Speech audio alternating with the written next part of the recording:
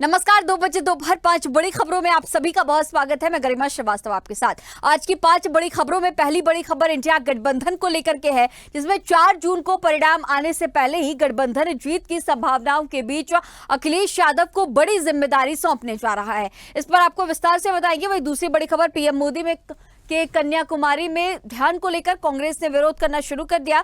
तीसरी बड़ी खबर, शशि थरूर के असिस्टेंट को कस्टम विभाग ने दिल्ली एयरपोर्ट पर हिरासत में लिया है। वहीं चौथी बड़ी खबर बिहार से है, जहां गर्मी ने सारे रिकॉर्ड तोड़ दिए हैं। बुधवार को भीषण गर्मी के कारण अलग अलग स्कूलों में शिक्षक और बच्चे समेत 337 लोग बीमार पड़ गए। वहीं 14 लोगों की मौत भी हुई है। और आखिरी खबर राजस्थान से, जहां विधानसभा सत्र में पानी चोरी की घटनाओं पर काबू लगाने के लिए विशेष कानून लाया जाएगा।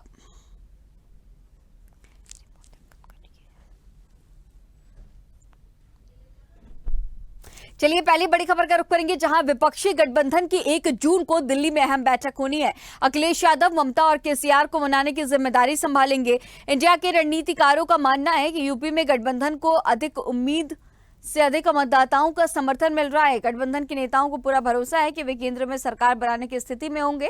उन्हें तृणमूल कांग्रेस और बीआरएस का साथ मिलने की भी पूरी उम्मीद है। इंडिया के रणनीतिकारों का मानना है कि यूपी में गठबंधन को उम्मीद से अधिक मतदाताओं का समर्थन मिला है।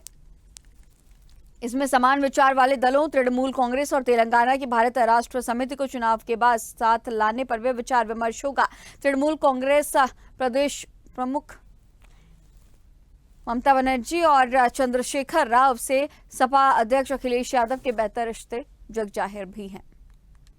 इसी खबर पर तमाम जानकारी के साथ लखनऊ से हमारे सहयोगी राजन हमारे साथ जुड़े हुए हैं। राजन, जिस तरह से हम लगातार देख रहे थे कि जब चुनाव चल रहा था तो जो विपक्षी गठबंधन है वो खूब अपनी जोर आजमाइश भी कर रहा था। उत्तर प्रदेश, जहां से दिल्ली की सत्ता का रास्ता तय होता है, इसे लेकर के तमाम तरह के लोगों के अपने अपने बड़े दावे। और 79 सीट्स पर ये जो विपक्षी गठबंधन है, जो कांग्रेस और अखिलेश यादव की जो जोड़ी नजर आ रही है, उन 79 सीटों पर जीत के बड़े दावे भी किए जा रहे थे। और अब तृणमूल कांग्रेस के जो अध्यक्ष है उन्हें मनाने की भी पूरी कोशिश और केसीआर को भी मनाने की पूरी कोशिश देखी जा रही है। अखिलेश यादव को ये बड़ी जिम्मेदारी।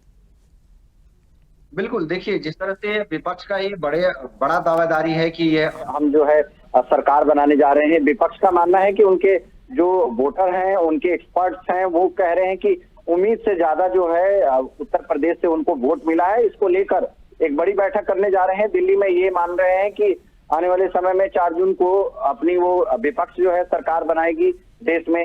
तो इसको लेकर एक जिम्मेदारी दिया गया है कि ममता और केसीआर को अखिलेश यादव जो है मनाएंगे। सपा के प्रमुख अखिलेश यादव को ये जिम्मेदारी दी गई है। एक बड़ी जो है ये लोग अपनी दावेदारी कर रहे हैं कि हमारी जो है जीत सुनिश्चित है, क्योंकि जिस तरह से उनके एक्सपर्ट हैं और जो वोटर हैं उनका ये मानना है कि हम लोग जो है आपसे जुड़े हुए हैं। और यही मानकर जो है ये माना जा रहा है कि जो एक सोच थी उससे अधिक जो है वोट यूपी से मिला है। और इसको लेकर कहीं ना कहीं जो है देश की सरकार बनाने में ये लोग जो है ये सोच रहे हैं कि हम सक्षम हो रहे हैं। और इसी को लेकर आज मीटिंग हो रहा है उत्तर प्रदेश से।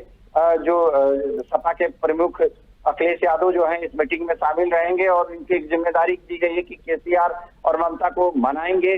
तो ये तमाम जो विषय है इसको लेकर आज मीटिंग होनी है और बड़े दावेदारी कर रहे हैं। तो ऐसे में किस तरह से क्या मीटिंग रहता है और दावेदारी है, 4 जून को आनी है, रिजल्ट किस तरह से नतीजे आते हैं, ये देखने वाली बात होगी। जिस तरह से राजन आप जिक्र कर रहे हैं, बीजेपी कार्यालय में भी आप मौजूद हैं, पीछे तस्वीरें भी हम देख रहे हैं। तमाम नेताओं से भी आपकी बातचीत होगी, क्योंकि लगातार जो विपक्षी दल है, उत्तर प्रदेश के मुख्यमंत्री योगी आदित्यनाथ चाहे उत्तर प्रदेश में जनसभाएं करते हो या फिर देश की किसी और भी जगहों पर जाके वो जनसभाएं करते हो, बड़ी जीत के तमाम दावे कर रहे हैं। और उत्तर प्रदेश में ही जहां पर बीजेपी सशक्त है, मजबूत है, वहां से ही जीत के बड़े दावे विपक्षी दलों की तरफ से। बिल्कुल, बीजेपी के बड़े नेता से इस पर मैंने चर्चा किया तो बीजेपी के बड़े नेता इस पर कह रहे हैं कि विपक्ष जो है मुंगेरी लाल का सपने देख रहे हैं कि वो जीत रहे हैं। ऐसे तमाम जो है भाजपा जो है विपक्ष के लिए कहते हुए नजर आ रही है। अब 4 जून को जिस तरह से नतीजे आने हैं, सभी के निगाहें उसी पर टिके हैं।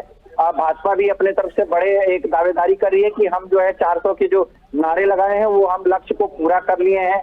और इधर अखिलेश यादव और तमाम उनकी जो गठबंधन की जो टीम है वो उनका मानना है कि एक्सपर्ट हमारे जो हैं वो कह रहे हैं कि उम्मीद से ज्यादा जो है हमें वोटिंग मिला है। और इसको लेकर कहीं ना कहीं जिस तरह से सरकार बनने की बात हो रही है, तो विपक्ष का बड़े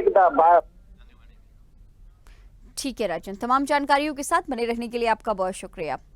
तो बड़ी जीत के दावे विपक्षी दलों की तरफ से और इन सबके बीच विपक्षी गठबंधन का ये बड़ी बैठक भी होने जा रही है और अखिलेश यादव को बड़ी जिम्मेदारी भी सौंपी गई। चलिए अगली बड़ी खबर का रुख करेंगे, जहां पीएम नरेंद्र मोदी आज से 1 जून तक के लिए ध्यान में बैठने जा रहे हैं। वे कन्याकुमारी के विवेकानंद रॉक मेमोरियल में मेडिटेशन करेंगे और अब इन सब को लेकर के उनकी इस आध्यात्मिक यात्रा को लेकर विपक्ष के मन में कई तरह के सवाल भी खड़े होने लगे। सभी को लग रहा है कि ये भी वोट पाने का एक तरीका है। चुनाव आयोग को दो टूक कहा गया कि ऐसे किसी भी प्रोग्राम का मीडिया प्रसारण नहीं होना चाहिए। उस पत्र में यह कहा गया है कि मीडिया ऐसे किसी भी प्रोग्राम का प्रसारण न करे। पीएम मोदी अगर ध्यान लगाना चाहते हैं, ये उनकी निजी पसंद है, इसका प्रसारण करने से ये चुनाव की बड़ी प्रचार सामग्री भी बन सकती है।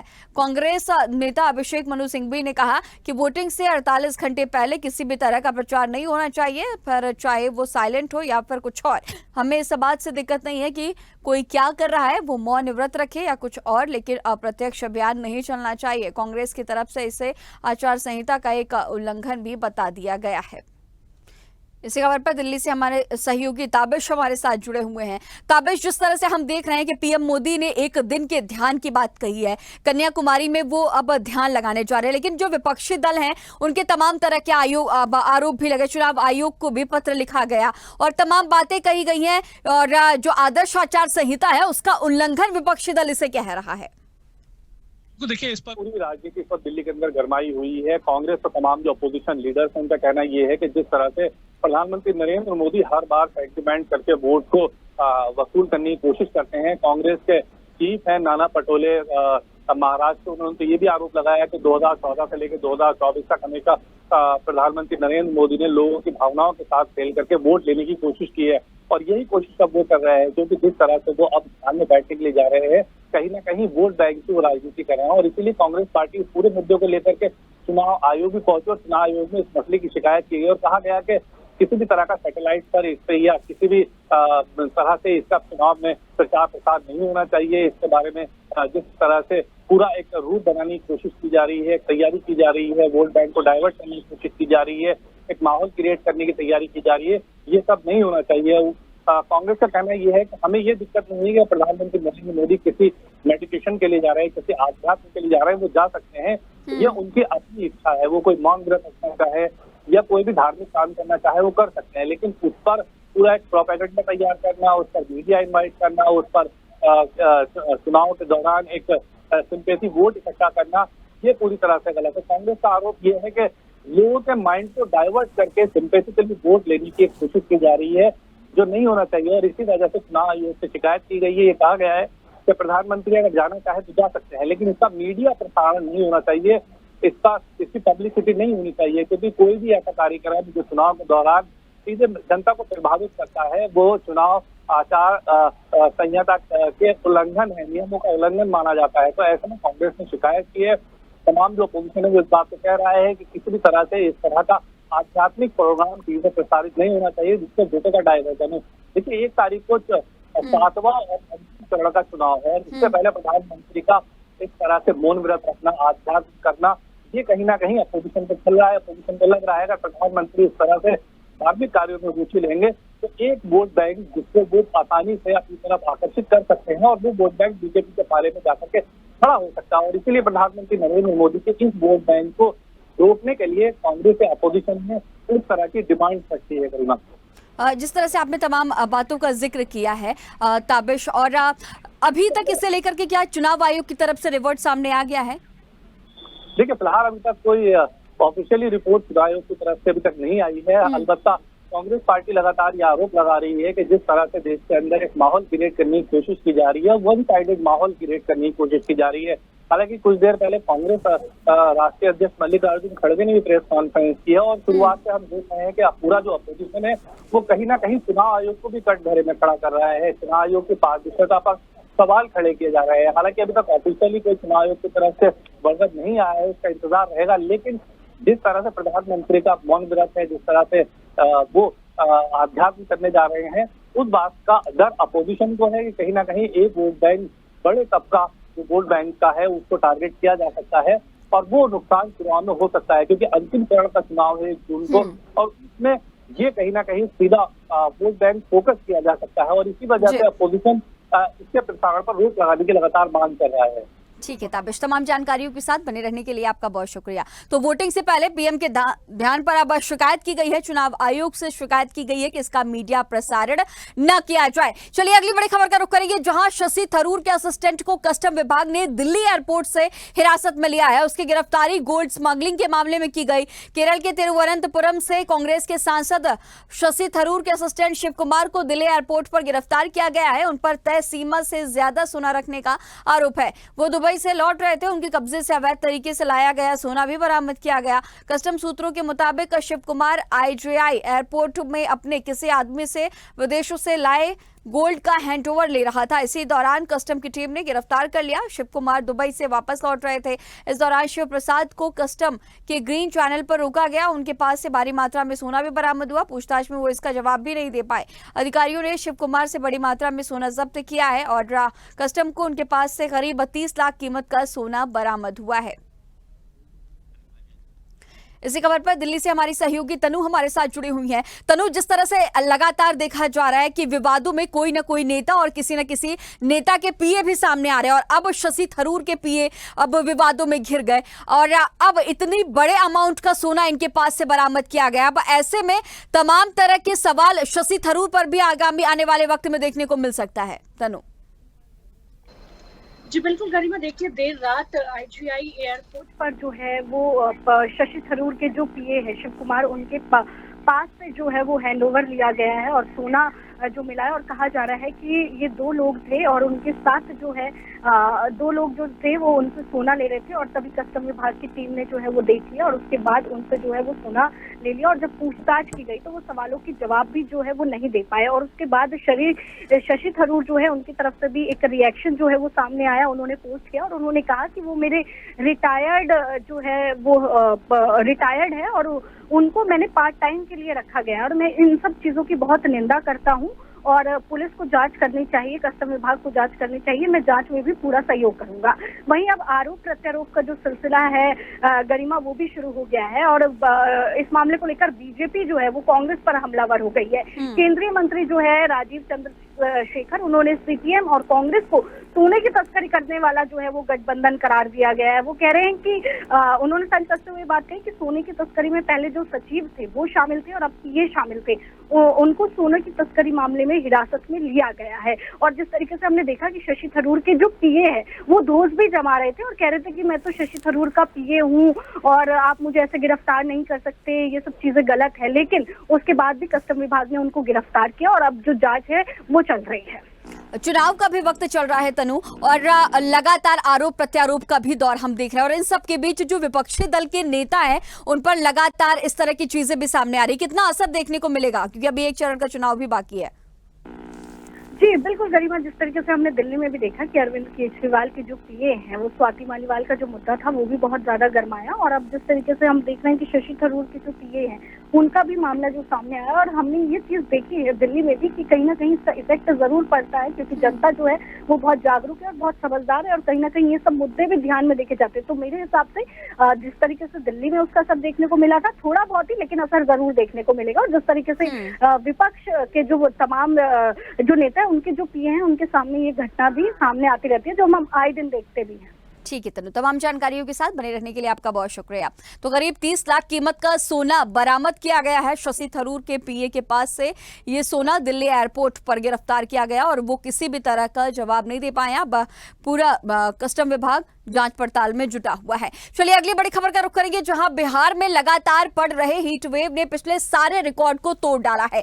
गर्मी से लोगों का हाल बेहाल है। मौसम विभाग ने अभी गर्मी से राहत नहीं मिलने और लोगों को सतर्क रहने का अलर्ट जारी किया। मौसम विभाग ने राज्य के दक्षिण पश्चिम, दक्षिण मध्य भाग के 1-2 स्थानों पर भीषण उष्ण लहर की संभावनाओं के लिए ऑरेंज अलर्ट जारी किया है, जबकि राज्य के उत्तर पश्चिम, दक्षिण पूर्व भाग के 1-2 स्थानों में उष्ण लहर के लिए येलो अलर्ट जारी किया गया। राज्य के दक्षिण पश्चिम पटना के 1-2 स्थानों पर रात्रि के लिए संभावनाएं जताते हुए येलो अलर्ट जारी किया गया है। आपको ये भी बता दें कि बुधवार को भीषण गर्मी के कारण अलग अलग स्कूलों में शिक्षक और बच्चे समेत 337 लोग बीमार भी पड़ गए। वहीं 14 लोगों की मौत भी हुई है। शेखुपुरा और बेगूसराय में स्कूल के अंदर बच्चों की तबीयत खराब हुई है। यहाँ के विजुअल्स ने लोगों को विचलित कर डाला और सरकार पर ये सवाल खड़े किए कि इतनी गर्मी में स्कूलों को बंद क्यों नहीं किया गया। मीडिया में खबर आने के बाद सरकार और प्रशासन की नींद टूटी और पहले स्कूलों की टाइमिंग बदलने का आदेश आया, लेकिन बाद में सीएम कार्यालय ने स्कूलों को बंद करने का आदेश जारी किया। इसी खबर पर तमाम जानकारी के साथ पटना से हमारे ब्यूरो चीफ धर्मेंद्र कुमार हमारे साथ जुड़े हुए हैं। धर्मेंद्र, जहां देख रहे हैं पूरे देश भर में गर्मी की वजह से त्राहिमाम की स्थितियां नजर आ रही हैं और बिहार में जिस तरह से हम तस्वीरें देख रहे हैं, अभी विजुअल्स भी हम देख रहे थे, काफी हैरान करने वाली, विचलित करने वाली है। छोटे छोटे बच्चे हैं जो स्कूल जा रहे थे और ऐसे में जो प्रशासन है वो नींद में थी, सरकार भी नींद में थी। हालांकि अब स्कूलों को बंद कर दिया गया है, लेकिन इस वक्त क्या कुछ तस्वीरें, और इसके साथ ही बिहार में इस बात का भी जिक्र करिएगा क्योंकि बिहार में पानी की संकट, बिजली की संकट, कई ऐसे गांव हैं जहां पर अभी तक बिजली व्यवस्था भी सुचारू रूप से नजर नहीं आती है। परसों से ही जो व्यवस्था यहाँ थी हीट वे के कारण, सबसे पहली घटना मसरख में हुई। छपरा के मसरख में कस्तूरबा विद्यालय में 40 नामांकित बच्चे में 20 बच्चे बीमार पड़ गए। सबसे पहली घटना वहां से शुरू हुई और कल तो मानो ऐसा लगा कि बिहार में बहुत बड़ी आपदा विपदा आ गई है। मुझे लगता है कि लगभग जिले, बिहार के हर जिले में, हर विद्यालय में छात्र छात्राएं हीट वे से परेशान नहीं हुई बल्कि बेहोश हुई और इसी कारण से आज 1 दर्जन से अधिक मृतकों की संख्या हो गई हीट वे से। वही 337 से अधिक बच्चे, बच्चियां, युवा बेहोश हो गए थे। तो इन तमाम स्थिति को जब सारी चीजें जब मीडिया में आई तब बिहार सरकार की नींद खुली। आनंद फानन उन्होंने एक बैठक की और बैठक करने के बाद निर्णय ली गई कि तत्काल जो है 8 जून तक विद्यालय को बंद कर दिया जाए। लेकिन सवाल ये है कि अगर सरकार सजग पहले से रहती, जिस तरह से हीट वे चल रही थी और इस स्थिति में सरकार ने किसी की बात नहीं सुनी, जबकि यहाँ तक कि प्रधानाचार्य से लेके टीचर, अभिभावक ने भी गुहार लगाई थी कि इतनी भीषण गर्मी हो रही है, बच्चे कैसे स्कूल जाएंगे। उन्होंने पाठक सर से भी अनुरोध किया था, शिक्षा विभाग से भी अनुरोध किया था, बिहार के मुख्यमंत्री से भी अनुरोध किया था कि इसको तत्काल बंद कराई जाए विद्यालय, क्योंकि छोटे छोटे नन्हे बच्चे हैं, वो कैसे जाते हैं तो, लेकिन उनकी स्थिति ठीक नहीं है। बावजूद भी सरकार की ओर से किसी तरह की पहल नहीं की गई। जब घटना घटित हो गई, वहीं तेजस्वी का जब बयान आया, उन्होंने साफ, तेजस्वी यादव ने, राजद के उपनेता ने तेजस्वी यादव ने स्पष्ट रूप से कहा कि यहाँ जो सरकार लाल फीताशाही है, शाही की सरकार चलती है, क्योंकि कई ऐसे मामले हैं जो उन्होंने, मुख्यमंत्री ने भी शिक्षा विभाग को आदेश दिया था, वो कार्य नहीं हुआ। तो उन्होंने तंज कसते हुए कहा कि यहाँ लाल फीताशाही है, तानाशाही की सरकार है, किसी से किसी को लेना नहीं देना है। यही कारण है कि बिहार में 300 से अधिक, लगभग 350 बच्चे बच्चियां हीट वे के शिकार हो गई और सभी को अस्पताल में भर्ती कराया गया। गर्मी अपने चरम पर है, आप भी अपना खास ख्याल रखें। घर से बाहर निकले तो पानी के साथ ही घर से बाहर निकले। आपका हमारे साथ बने रहने के लिए बहुत शुक्रिया। तो लगातार गर्मी अपने पीक पर पहुंचती जा रही है और कई राज्यों में से लेकर के अलर्ट्स भी जारी किए गए। चलिए अगली खबर का रुख करेंगे, जहां राजस्थान में गर्मी के बीच पेयजल संकट के कारण लोग बेहाल हो गए हैं और इस बीच अपने बयानों के कारण सुर्खियों में आए जलदाय मंत्री कन्हैया लाल चौधरी अलर्ट मोड पर नजर आए। इस दौरान चौधरी ने बीसलपुर बांध के समीप सूरजपुर फिल्टर प्लांट का निरीक्षण किया। इस दौरान उन्होंने बड़ा बयान देते हुए कहा कि विधानसभा के अगले सत्र में पानी चोरी को रोकने के लिए सरकार विशेष प्लान की तैयारी कर रही है। इसके लिए सरकार नया कानून लाने जा रही है जिसमें पानी चोरी पर लगाम लगाई जा सके। सूरजपुरा फिल्टर प्लांट में निरीक्षण के दौरान जलदाय मंत्री चौधरी ने पानी चोरी को लेकर गहरी चिंता भी जाहिर की। उन्होंने कहा कि पानी की लीकेज और पानी चोरी रोकने के लिए अधिकारियों को आवश्यक निर्देश दिए गए हैं। इसके अलावा सरकार पानी चोरी रोकने को लेकर के विशेष प्लान तैयार कर रही है। इसके तहत आगामी विधानसभा सत्र में पानी चोरी की घटनाओं पर रोकथाम लगाने के लिए विशेष कानून लाया जाएगा ताकि पानी का दोहन कम किया जा सके। इसी खबर पर तमाम जानकारी के साथ राजस्थान से हमारे स्टेट हेड सुमन शर्मा हमारे साथ जुड़ी हुई हैं। सुमन, जिस तरह से देखा जा रहा है कि गर्मी अपने चरम पर है और पानी की समस्याओं से सभी राज्यों में लोग जूझ रहे हैं, लेकिन राजस्थान में पानी संकट एक बड़ा मुद्दा और अब इन सबके लिए चोरी को रोकने के लिए सरकार अपना विशेष प्लान, विशेष कानून लेकर के आने वाली है। फिलहाल क्या कुछ अपडेट? जी गरिमा, राजस्थान में भीषण गर्मी पड़ रही है, जिसको लेकर काफी लोग भी परेशान हैं, नेता भी परेशान है इसको लेकर। जल मंत्री जो कन्हैया लाल है वो बड़े अलर्ट हो चुके हैं इस पर। इसी दौरान चौधरी जी ने बीसलपुर पानी को भी, उन्होंने वहाँ पर जो प्लांट लगे हैं उनमें चोरी जो चल रही है उसको रोकने के लिए बड़ी कार्रवाई की है। कल तो भजन लाल जी ने भी जाकर वहाँ औचक निरीक्षण किया है कि पानी चोरी कैसे हो रहा है। इसको लेकर आज अगर देखा जाए तो जो नया सत्र शुरू होगा उसमें पानी चोरी रोकने के लिए नया ही एक मीटिंग की जाएगी, प्लान किया जाएगा, इसे रोका जाए। उसको लेकर आज प्रेस कॉन्फ्रेंस भी की जाएगी बीजेपी में 4:30 बजे। ठीक है सुमन, आगे भी नजर बनाए रखिएगा। तमाम जानकारियों के साथ बने रहने के लिए आपका बहुत शुक्रिया। चोरी को रोकने के लिए सरकार ने विशेष प्लान तैयार किए हैं। हमारे इस खास बुलेटिन में फिलहाल इतना ही। खबरों का सिलसिला लगातार जारी रहेगा, बने रहिए स्वदेश न्यूज के साथ। सबसे पहले देश।